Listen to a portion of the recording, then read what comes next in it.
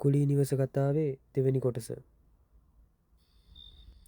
වලව් පැලැන්තියකට උරුමකම් කියපු බිසෝ මැණිකටයි පුංචි හාමුටයි දාව ඉපදුණු දෙවෙනි දරුවා වුණේ සුමනා. ඒකට හේතු වුණේ පළවෙනි දරුවා ලැබිලා මාස 5ක් ගෙවෙන්නත් කලින් අසනීප තත්ත්වයක් හේතුවෙන් දරුවා මිය යාම. පළවෙනි දරුවා මිය ගිහින් අවුරුදු 2කට පස්සේ තමා සුමනා මේ ලෝකෙ එළිය දැක්කේ. ඒත් සුමනගේ තියෙන අවාසනාව කියන්නේ සුමනට අවුරුදු 2ේදී හදිසි අනතුරකින් බිසෝ හාමිට සදහට මැස් පියා ගන්න සිද්ධ වුණා. ඒ තමන්ට වටිනා කියන එකම වස්තුව වුණ සුමනව පුංචි හාමුට බාර කරන ගමන් කාලය ටිකෙන් ටික ගෙවිලා ගිහින් වැඩිවියට ආපු සුමනට වැඩි කාලයක් යන්න කලින් විජේ කියන කොල්ලගේ ඇහැ ගැටෙන්න සිද්ධ වුණා. ඒකට හේතු වුණේ සුමන කඩමණ්ඩියට ගොඩ වුණ වෙලාවේ විජේ සුමනව මූණටම මුලච්චි වුණ එක. සුමනව දැක්කට පස්සේ විජේගේ හිතේ කැමැත්තක් ඇති වුණා. කීප වතාවක්ම සුමන යන්නේන පාරවල් වල මග රැකලා බලාගෙන හිටියේ සුමන ගැන හිතේ තියෙන අදහස ගැන කියලා සුමනගෙන් කැමැත්ත ගන්න හිතාන.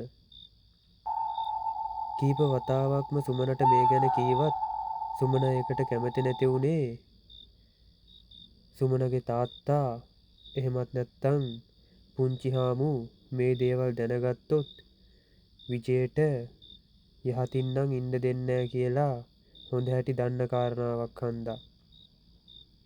ඒකට හේතු වුණේ විජේ කියන්නේ කුලයෙන් අඩු කෙනෙක් හන්දා. ඒ විතරක් නෙමේ සුමනගේ හිතෙත් විජේ ගැන කිසිම පැහැදීමක් තිබ්බේ නැහැ. කාලයක් ගෙවිලා ගියත් විජේ සුමනගේ පස්සෙන් ඇවිල්ලා කැමැත්ත අහන එකේ නම් අඩුවක් වුණේම නැහැ. කොච්චර ඇහුවත් ඒ අහන හැම වතාවකම සුමන විසින් විජේව ප්‍රතික්ෂේප කරා. කියන දේ කනකට ගන්නේ නැති විජේ සුමනට එන්න එන්නම කරදර කරන්න ගත්තා. මේ වදෙන් බේරෙන්න බැරිම තැන සුමන ගිහිල්ලා තාත්තා වුණු පුංචි හාමුට මේ ගැන කීවා. ඒ වෙනකොටත් තාත්තගේ තිබ්බ වලව් මාන්නේ දුවටත් පොඩ්ඩක් තිබ්බා. ඒකට හේතු වුණේ ගමේ අනිත් කෙල්ලන්ට වඩා සැප සම්පත් වලින් අඩුවක් නොතිබිච්ච එක. තමන්ගේ දුව කීප සැරයක්ම මේ කරදරය ගැන කියපු හන්දා ඒකට කෝප වුණ පුංචි හාමු තමන්ගේ ගෝල බාලයෝ ටික දම්මලා විජේ අනේන වෙලාවක් බලලා කවුරුත් නැති තැනකදී හොඳටම පහර දුන්නා. ආයේ සුමනගේ මූණවත් බලලා තිබ්බොත් මරනවා කියලා තර්ජනය කරන ගමන් මේ කරපු වැඩේට පලිය ගන්නවා කියලා හිතපු විජේ කාලයක් තිස්සේම මග බලාගෙන හිටියේ කොහෙන් හරි පොටක් පෑදෙනකම්. ඒකට හේතුනේ කිසිම දවසක ගමේ කවුරුවත් විජේට අතක්වත් උස්සලා නැති හන්දා. අවුරුදු 2-3ක් ගෙවිලා ගියත් විජේගේ හිතේ තිබ්බ තරහා අඩු වුණේ නැහැ. ඒත් එක්කම තමා විජේගේ යාළුවෙක් ඇවිත් කියපු කතාවට ඉහේ මල් පිපෙන්න ගත්තේ. විජේ හාමුකාරයා බීලා ඉන්න වෙලාවක පඩිපෙලෙන් බහින්න ගිහලා කකුල් ඉස්සලා වැටිලා ඒ වැටුණ පාර ඔළුව වැදිලා එතනමයි. දැන් නම් ගමේම කට්ටියත් ඔන්න වලව්වට ගිහිල්ලා. වරෙන් යන්න අපිත් ඉක්මනට ඒ පැත්තට ගිහින් එමු. මේ වෙලාව තමා සුමනගෙන් පලිගන්න තියෙන හොඳම වෙලාව කියලා විජේ කරේ ලැබුණු අවස්ථාවෙන් උපරිම ප්‍රයෝජන ගන්න එක. පුංචි හාමුගේ මල ගෙදර ගිහින් සුමනට පේන්න වැඩ කරලා හැමදේම හොයලා බලලා පුළුවන් විදියට කරේ අහල පහල ඉන්න මිනිස්සුන්ගෙනුත් උදව්වෙන්. මිනිහ ළඟ ඉන්න මිනිස්සු එහාට මෙහාට වෙනකන් ඉඳලා අඬ අඬ ඉන්න සුමන ගාවට ගිහින් සුමන නංගි දැන් ඉතින් ඇඬුවා කියලා මුකුත් වෙන්නේ නෑනේ. මොකෑ ඉතින් ආයේ පණ එනවා කියලා මිනියට. දැන් ඉතින් උන දේ උනා.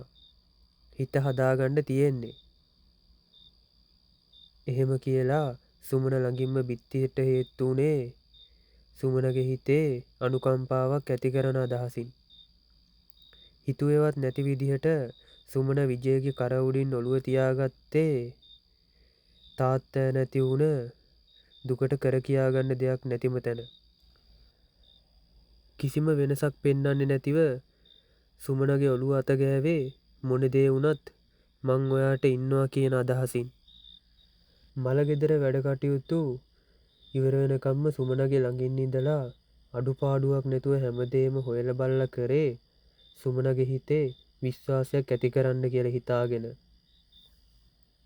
මලගෙදර ආපු නෑදෑයෝ ගමේ උදවිය දන්නා දුන්නන හැමෝම ගියත් අවසානෙටම ගෙදර ඉතුරු වුණේ සුමනයි මැගිලිනුයි විතරයි. මේ විදිහට කාලේ ගෙවිලා ගියත් සුමනට තාත්තා නැති දුක දරාගන්න බැරි වුණා. හවස් වරුවක විජය වලව්වට ආවේ සුමනට මල්ලිත්තක් කඩාගෙන. ගේ ඉස්සරහට ඇවිල්ලා සුමනට කතා කරත් එළියට ආවේ ගෙදර උයන පිහන කටයුතු කරන මැගිලින්. මොකටද ආවේ? විජේ උඹට කීප සැරයක් ලොකු හාමු කියලා තියෙනව නේද? මේ පැත්ත බලන්න පස්පා ගන්න එපා කියලා. ආපුවතක් බලාගෙන ගියා නම් හොඳයි. ඇයි මේ කෑ ගහන්නේ? අප්පච්චි නැතුණාට මම තම ජීවත් වෙනවනේ. යන්න ගිහින් බොන්න මොනවාරි හදන්න. අයියන්ඩි මැගිලින් කියන දේවල් ගණන් ගන්නට එපා. ඇවිත් වාඩි ගත්තනම්. දැන් වෙලාවක් නෑ නගා. මම මේ පොඩි වැඩකට යන ගම. සුමන නගාව බලලා යන්න ආපු ගම. නගාට මම පොඩි දෙයක් ගෙනාවා. එහෙම කියලා අත පිටිපස්සට කරලා හංගගෙන හිටපු මල් පොකුරක් දික් කරේ සුමනගේ දිහාට.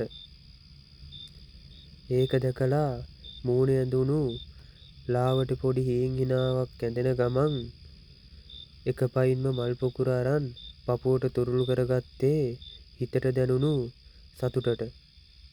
ඒකට හේතු වුණේ කවදාවත් සුමනට කවුරුවත්ම මල් දීලා නැති හන්දා. ඒ වෙලාවේදී තමයි සුමනගේ හිතේ විජය ගැන කැමැත්තක් ඇති වුණේ. දෙන්නගෙම ආදර කතාව එතනින් පටන් අරගෙන අවසානෙටම කෙලවර වුණේ විවාහයකින්.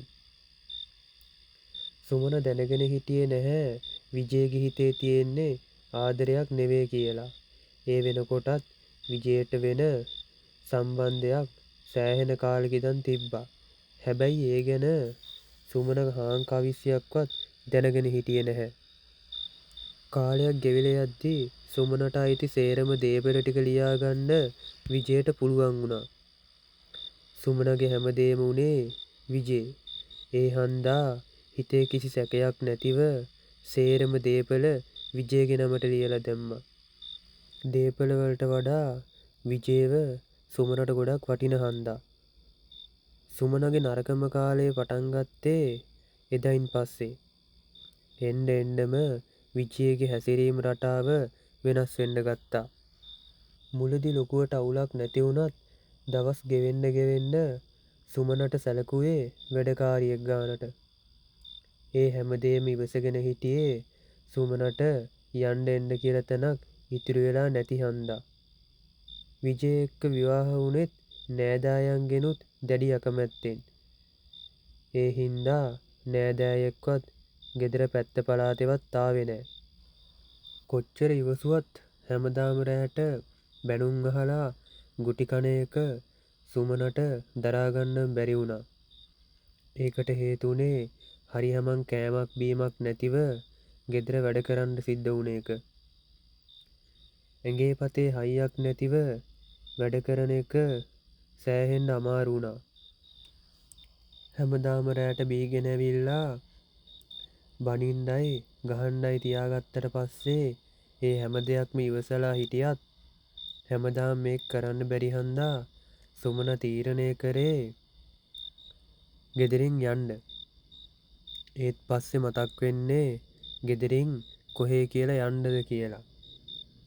කරන්න කියලා දෙයක් හිතාගන්න බැරිම තැන සුමනට වුණේ විජයට බැලමේවරකම් කරන්න විතරයි.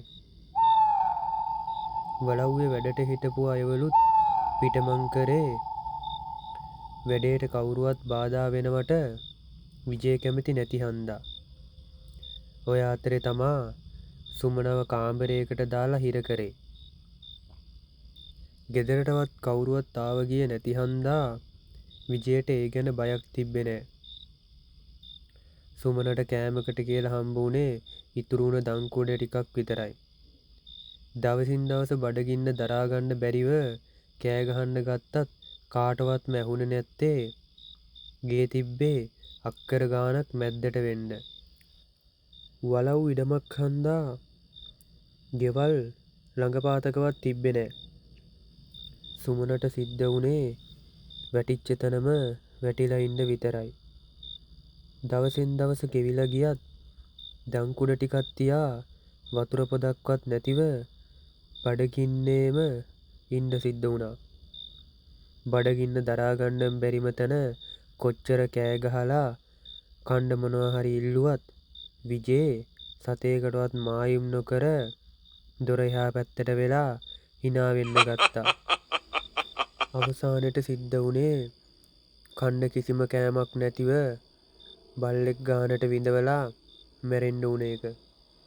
ඔය අතරේ තමයි විජයගේ කලින් සම්බන්ධේ ගෑනු කෙනාව වලව්වට ගෙන්න ගත්තේ. ඒකට හේතු වුණේ සුමනා ඒ වෙනකොටත් ජීවතුන් අතර නැති එක. සුමනගේ මරණයට මුලින් ඉඳන්ම රේණුකාගෙත් සහාය ඇතිව තමා මේ වැඩේ කරලා තිබ්බේ. සාමාන්‍ය විදිහට මාසයක් දෙකක් ගෙවිලා ගියත් දවසක් රෑ විජයට ඇහුනේ ජනේල ගාව කවුරු හරි අඬනවා වගේ සද්දයක්.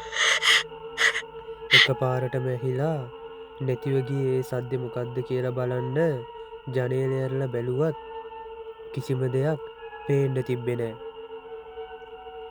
ඒ සිද්ධියෙන් පස්සේ දවසක් දෙකක් ගෙවුනත් තවත් දවසක රෑ විජයට ඇහුනේ කලින් ඇහුණු සද්දෙමයි. හැබැයි ඒ අඬන සද්දයක් නෙමේ කවුරු හරි hina වෙන සද්දයක්. ජනේලය ඇරලා බැලුවත් කිසිම දෙයක් නැති තැන නින්දට ගියේ ළඟකදී ඉඳන් වෙන අමුතු දේවල් ගැන කල්පනා කරන ගමන්. මේ විදිහට හැමදාම රෑට ජනේල ගාවින් එක එක සද්ද ඇහුණත් රේණුකාට නම් ඒ ගැන ගානක්වත් තිබ්බේ නෑ. වටෙන් ගොඩෙන් රෑ මොකක් හරි සද්දයක් ඇහුණද කියලා ඇහුවත් රේණුකා කීවේ කිසිම සද්දයක් ඇහුනේ නැහැයි කියලා. විජය කල්පනා කරේ හැමදාම රෑ එකට දෙකට විතර ඇහෙන සද්දෙ මොකද්ද කියලා. මේ පාර ජනේලය අරින්න නැතිව දොර ඇරලම බලනවා කියලා හිතාගත්ත විජේ දිග පිහියකුයි ටෝච් එකයි ඇඳ ළඟින් තියාගත්තේ වැඩි ආරක්ෂාවට. නිදාගන්නේ නැතිව කන් දීගෙන හිටියේ කලින් දවසේ ආපු සද්දේ ඇහෙනකම්. විනාඩි 10ක් විතර ගෙවිලා ගියත් නිද පැත්තෙන් ඇහුනේ එකපාරටම නරියෙක් උඩ බුරලන සද්දයක්. හිත පොඩ්ඩක් ගැස්සිලා ගියත් විජේ හොඳ ආකාරවම දැනගෙන හිටියා ඒ කැලෑ සතෙක්කි බව. ටික වෙලාවක් ගෙවිලා ගියාට පස්සේ එකපාරටම ඇහුනේ තමන්ගේ නම කියලා ගෑනු කෙනෙක් කතා කරන හටහඬක්. මේ රෑ දෙගොඩ හරියේ තමන්ගේ නම කියලා කතා කරන ගෑනු කෙනා කවුද කියලා බලන්න දොර ඇරගෙන එළියට ගියේ දෙකෙන් එකක් අද විසඳගන්න කියලා හිතාගෙන. විජයට මොන සද්දය ඇහුණත් රේණුකාට නම් කිසිම සද්දයක් ඇහුනේ නැහැ. ගෙයින් එළියට බැහැලා වටේටම ටෝච් එක ගහලා බැලුවත් කිසිම දෙයක් පේන්න තිබ්බේ නැහැ. විජේ බැලුවේ රෑට මොකාද මේ කොලොප්පම් කරන්න කියලා. බයකට වඩා හිතේ තිබ්බේ රෑට ඇහෙන සද්දෙ මොකද්ද කියලා දැනගන්න තියෙන වුවමනාවක්.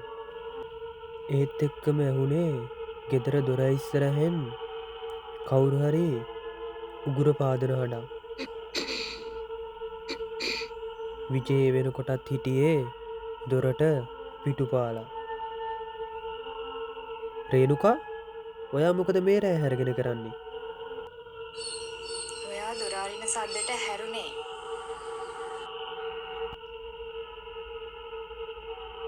යමු ඇතුළට. එළිය ගොඩක් සීතලයි. රේණුකා කාමරයට යනව වෙනුවට කරේ කුස්සිය පැත්තට යන එක. විජේ හිතුවේ වතුර තිබහක්වත් ඇවිත් කුස්සිය පැත්තට යනව ඇති කියලා. කාමරයට ගියාට පස්සේ දැක්ක දෙයින් තමා විජේගේ ඇඟම පිරිවැටලා ගියා වගේ දැනුනේ. ඇඳ උඩ හිටියේ රේණුකා. එතකොට මාත් එක්ක ගේ ඇතුළට ආවේ කවුද? එහෙම කල්පනා කරපු විජේ බලාගෙන හිටියේ රේණුකා දිහා. මුළු ඇඟම දාඩිය දාලා තිබ්බේ හරියට දවල් කාලේ වගේ. අඩසිහියෙන් ඇහැරුණු රේණුකා බැලුවේ ඇඳ ගාව හිටගෙන ඉන්න විජේව. නිදාගන්න නැද්ද? කිසිම කතාවක් බහක් නැතිව ඇඳෙන් ඇවිත් දිගා වුණේ දියෙන් ගොඩගත්ත මාළුවෙක් ගැහෙනවා වගේ ගැහෙන්න ගත්තු හන්දා. පහුවදා උදේ රේණුකා විජේට කතා කරේ තේ බොන්න. ඒත් කිසිම සද්දයක් නැති හන්දා රේණුකා කාමරේට ආවේ විජේ තාම නිදිද බලන්න. එතකොට තමයි රේණුකා දැක්කේ වකුටු වෙලා වෙවුල ඉන්න විජේව. ඔළුවට අත තියලා බැලුවට පස්සේ තමයි රේණුකාට තේරුනේ විජේට හොඳටම උණ කියලා. රෝහලට ගිහිල්ලා බේත් ගෙනාවත් ඒ බේත් වලින් දවසක් දෙකක් විතරයි උණ අඩු වෙලා තිබ්බේ. ආපහු ටික දවසක් යනකොට කලින් වගේම උණ එන්නෙම වැඩි වෙන්න ගත්තා. ටිකෙන් ටික විජේට සිද්ධ වුණේ ඇඳටම කොටු වෙලා ඉන්න. රේණුකා විජේ දිහා බලලා සුසුමක් හෙළුවේ තාමත් විජේට හරියමන් සිහියක් පතක් නැති හන්දා. රෑ දෙගොඩ හරියේ සුමනගේ නම කියලා කෑ ගහන්න තියාගත්තේ රේණුකාවත් බය කරන ගමන්. රේණුකාට නොතේරුණත් විජය හොඳටම දැනගෙන හිටියා සුමන ආපහු ඇවිල්ලා කියලා. පාන්දර 3ට විතර නිදි පැතුරෙන් නැගිටගත්ත විජේ කළුවරේම කාමරෙන් එළියට ගියේ කවුරු හරි අඬ ගහනවා වගේ සද්දයක් ඇහිලා. පහුගිය දවස් ටිකේම සිද්ධ වුණු දේවල් හන්දා රේණුකාටත් හරියමන් නිින්දක් තිබ්බේ නෑ. විජේ ඇඳෙන් බැහැලා යන සද්දේ රේණුකාට ඇහුණ හන්දා ඇඳේ ඉඳන්ම බලන් හිටියේ විජේ කොහෙද යන්නේ කියලා. කාමරෙන් එළියට ගියපු ගමන් රේණුකා විජේගේ පස්සෙන් ගියේ කොහෙද යන්නේ කියලා බලන්න. රේණුකා මුලදී හිතුවේ එළියට පහළියට යනවා වෙන්න ඇති කියලා. නමුත් වැඩි වෙලාවක් යන්න කලින් තේරුණා විජේ යන්නේ හොඳ සිහියෙන් නෙවෙයි කියලා. විජේ කොහෙද ආවේ යන්නේ? එතකොට තමයි රේණුකාට තේරුනේ විජේ හීනෙන් ඇවිදිනවා කියලා. විජේට ඉස්සර වුණ රේණුකා විජේගේ කනහරා පාරක් ගැහුවේ චටාස් ගාන සද්දෙට. මොකද උනේ කියලා හිතාගන්න බැරිව ඉන්න විජේ ඇහුවේ මම කොහොමද මෙතෙන්ට ආවේ? මට මොකක්ද උනේ? ඒ වෙනකොටත් රේණුකාට හොඳටම තේරිලා තිබ්බා මේ දේවල් කරන්නේ සුමනගේ ආත්මය කියලා. තවත් මේ දේවල් බලන් හිටියොත් විජේට තවත් ලොකු කරදරයකට මුහුණ දෙන්න වෙන හන්දා රේණුකා කල්පනා කරේ ඉක්මනින්ම ගුරුන්නාන්සේ කෙනෙක් ගෙන්නලා පිළියමක් කරගන්න. එදා රෑ එළි වුණාට පස්සේ රේණුකා කල්පනා කරේ විජෙත් එක්කම ගුරුන්නාන්සේ හම්බෙන්න යන්න කියලා. ගුරුන්නාන්සේ හම්බෙන්න යන්න හිටියත් එදා දවසේ යන්න හම්බුනේ නැහැ. ඒකට හේතු වුණේ විජේව තනියම දාලා යන්න පුළුවන් තරම් මානසික මට්ටමක් විජේට තිබ්බේ නැති හන්දා. එදා දවසත් හරි ඉක්මනටම ගෙවිලා ගියේ හිතාගන්නවත් බැරි තරම් ඉක්මනින්ම. රේණුකා කල්පනා කරේ පහුවදා උදේෙන්ම ගිහිල්ලා ගුරුන්නාන්සේව එක්කගෙන එන්න. ඒ වෙනකොටත් වෙලාව 8:00ට කිට්ටු කරලා. දෙන්නම තීරණය කළේ කවුරු හරි එක්කෙනෙක් රෑ එළි වෙනකන් ඇහැරගෙන ඉන්න. මුලදී විජේ ඇහැරගෙන ඉන්නම් කීවත් තාමත් විජේගේ මානසික මට්ටම හොඳ නැති හන්දා රේණුකා තීරණය කළේ විජේට නිින්ද ගියත් එළි වෙනකම්ම ඇහැරගෙන ඉන්න ඕනේ කියලා. ඒ වුණත් 3:00 වගේ වෙනකොට නිදිමත වැඩි වෙලා දෙන්නටම නිින්ද ගියේ ඇහැරගෙන ඉන්න බැරිම තැන. කලින් දවසේ වගේම සුමන කතා කරනවා වගේ ඇහිලා ඇඳෙන් නැගිටගත්ත විජේ කාමරෙන් එළියට ගිහිල්ලා දොරත් අරගෙන මිදුලට ගියේ Taman ඉස්සරහා ඉන්න සුමනා විජේට කතා කරන හන්දා. විජේ ඇඳෙන් බැහැලා යනවවත් නොදැනුණු රේණුකා නිින්දෙන් වගේ ඇඳ අතගාලා බැලුවේ විජේ ඉන්නවද කියලා. ඇඳ අතපත ගාලා බැලුවත් විජේ නැති හන්දා දෙලෝ රත් වෙලා නැගිට්ටේ විජේ කොහෙද කියලා හොයලා බලන්න. කාමරෙන් එළියට ගියාට පස්සේ තමයි දැක්කේ සාලේ දොර ඇරලා තියෙනවා. රේණුකා ඉක්මනටම ටෝච් එකක් හොයලා පත්තු කරලා ගත්තේ විජේව හොයන්න හිතාන. ඒ වෙනකොටත් විජේ මොනවදෝ කියව පල්ලෙහා ළිඳ පැත්තට යන ගමන් හිටියේ. ටෝච් එක ගහලා බලද්දි දැක්කේ ඈත පෙනෙන නොපෙනෙන ගානට විජේ ඇවිදගෙන පල්ලෙහා ළිඳ පැත්තට යනවා. ඔය අතරේ තමයි රේණුකාට මතක් වුණේ පල්ලෙහා අතහැරලා දාලා තියෙන ළිඳේ බැම්මක් බැඳලා නෑ කියලා. අඩිය ඉක්මන් කරලා දුවගෙන ආවේ විජේ ඉන්න පැත්තට. රේණුකා ළිඳ ගාවට එද්දිත් හොඳටම පරක්කුයි. ඒ වෙනකොටත් විජේ ළිඳ ඇතුලේ පාවෙන ගමන් හිටියේ. ටෝච් එක ළිඳට අල්ලලා බැලුවට පස්සේ තමා දැක්කේ තාම ලාවට පණ ගැහෙනවා කියලා. මොකද කරන්න කියලා හිතාගන්න බැරිව හිටපු රේණුකාට ඇහුනේ Tamanට පිටිපස්සේ ඉඳන් කවුරු හරි අමාරුවෙන් හුස්ම ගන්න සද්දයක්. එක පාරටම හරිලා බලනවත් එක්කම අතේ තිබ්බ ටෝච් එකේ එළිය ගැහුවේ Taman ඉස්සරහින් ඉන්න පුද්ගලයාගේ දිහාට. මූණේ මස් දිය වෙලා හැම ගැලවිලා එල්ලෙන ගමන් කළු ඉංගිරියාව නැති සුදු පාට ඇස් දෙකෙන් බලාගෙන ඉන්නේ වෙන කවුරුත් නෙමේ සුමන කියලා තේරුම් ගන්න වැඩි වෙලාවක් ගියේ නෑ.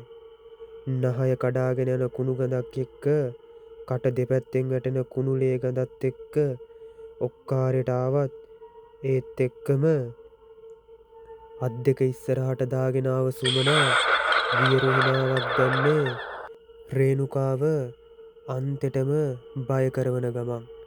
පිටිපස්සෙන් පිටිපස්සට ගියපු රේණුකා එතන තිබ්බ ගලක කකුල පැටලිලා ළිඳට ඇදගෙන වැටුනේ මුළු වලව්වත්තම නිහඬ කරවන ගමන්.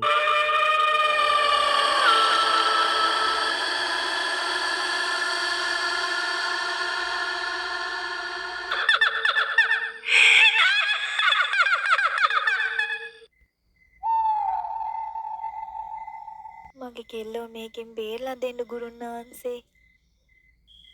හොඳා එහෙනම් කාරණාව පැහැදිලි.